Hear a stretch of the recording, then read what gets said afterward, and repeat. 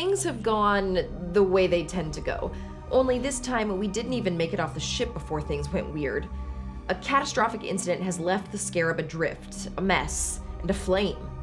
To make matters worse, Luna has been compromised, and not in a, oh no, we have to help Luna type of way, but more of a, oh no, we have to help Luna so she won't kill us a whole bunch type of way. Good news, Luna still recognizes our system ID signatures, so we have limited programming access to her. Bad news, Luna does not recognize our biological signatures, which makes us, in her eyes, an intruder that needs to be subdued. Bad news, all the power is out, so everything in the fridge is spoiling and other problems. Bad news, critical systems are down. Bad news, just we assume there's more bad news, even though we don't know what it is yet. So, let's try not to die. Welcome to an unscheduled blackout of your ship's systems. Time to get everything back up and running before Luna recycles your matter into fuel. Space is hard. Luna does not care. Set up the framework according to the standard rules. Then place the environment, ship systems, and makeshift tactics cards as shown. Environment cards are placed with the unpowered side up. Ship system cards are placed inactive side up. Makeshift tactics are placed face up. You may want to pause for a moment or refer to the diagram of this in the travelogue. In the area labeled for planet-specific cards, place the Luna Pursues card.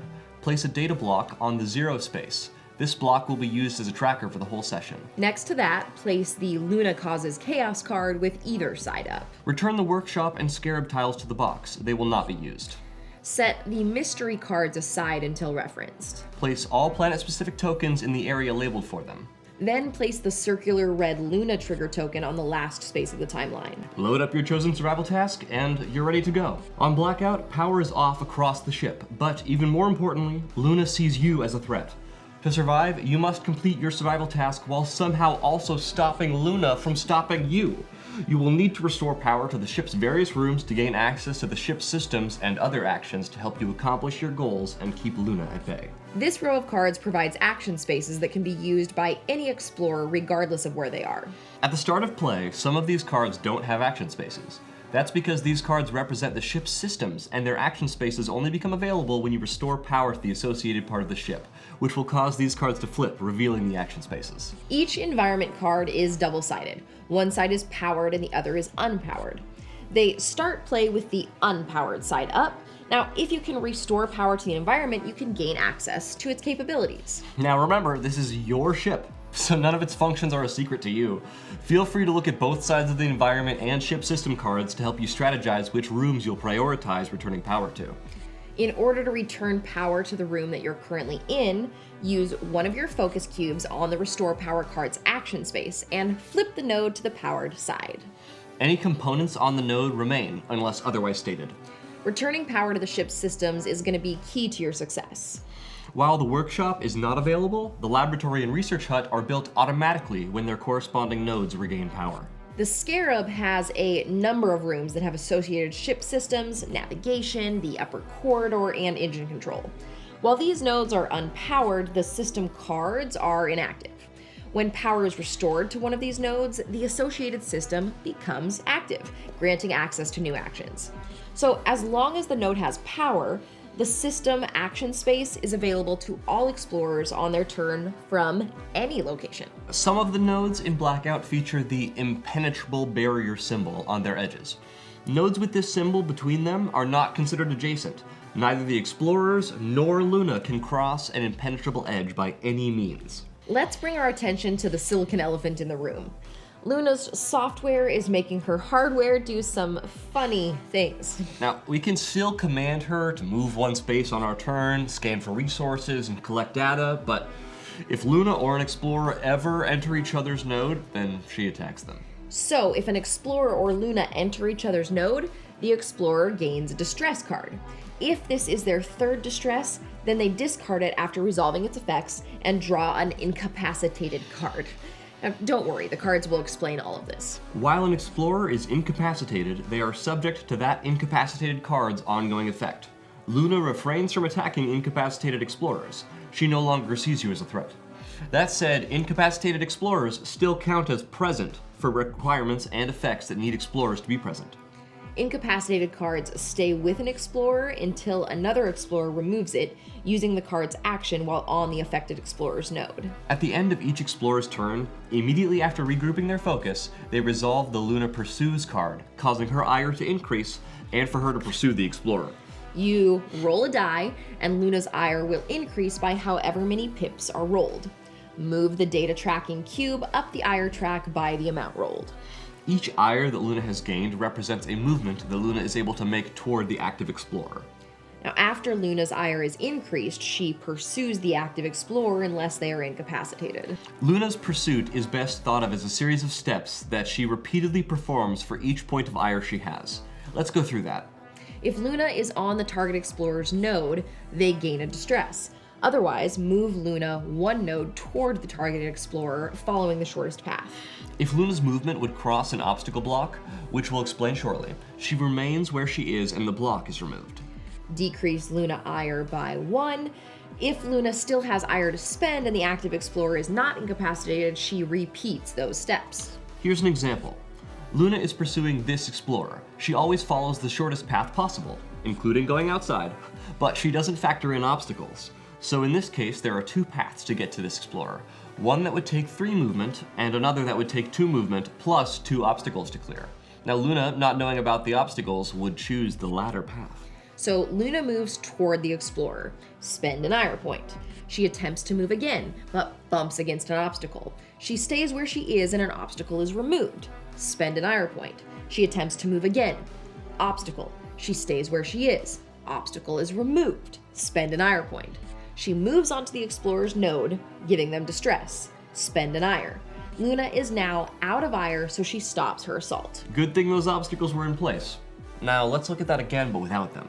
Luna moves towards the explorer, spend an ire point. She moves again onto the explorer's node, giving them distress. Spend an ire. Now, Luna is on their node and still has ire to spend. Luna pursues again, giving distress. This is the explorer's 3rd distress, so they instead become incapacitated. Luna still has an ire to spend, but because the explorer is incapacitated, she stops her attack. Now, this seems like a lot, but once you've done it once or twice, it becomes much more straightforward than it seems. A few things to note. Any explorer whose node she enters along the way will also gain a distress, but they are just collateral damage. She never stops targeting her original target.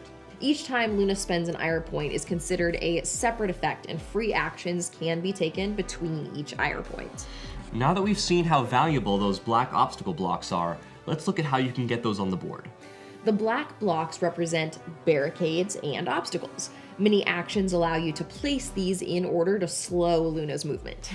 Obstacle blocks are essentially a node edge effect. They are placed in between nodes to show that something is making it impossible to move that direction. They're never placed onto the nodes. If an explorer or Luna try to move across an obstacle block, they remain where they are and a block is removed.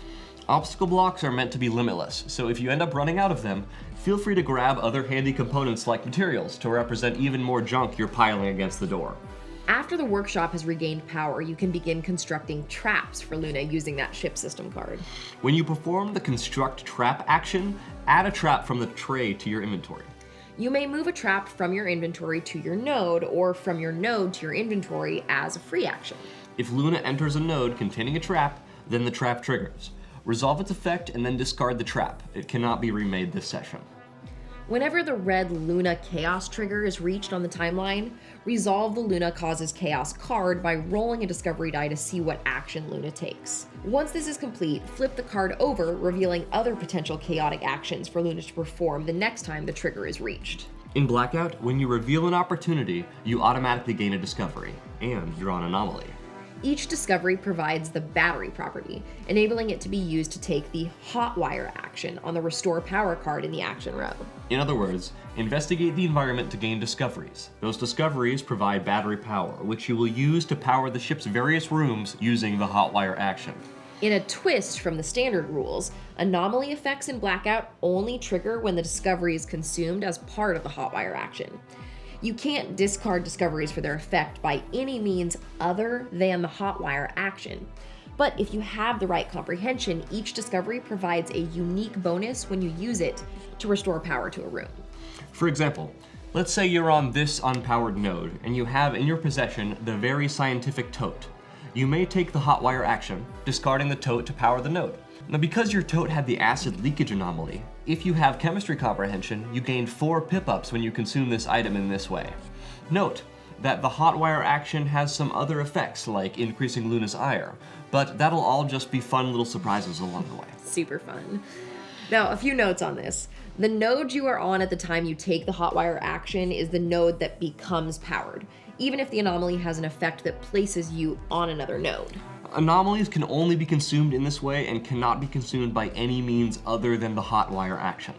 You may not hotwire a node that is already powered.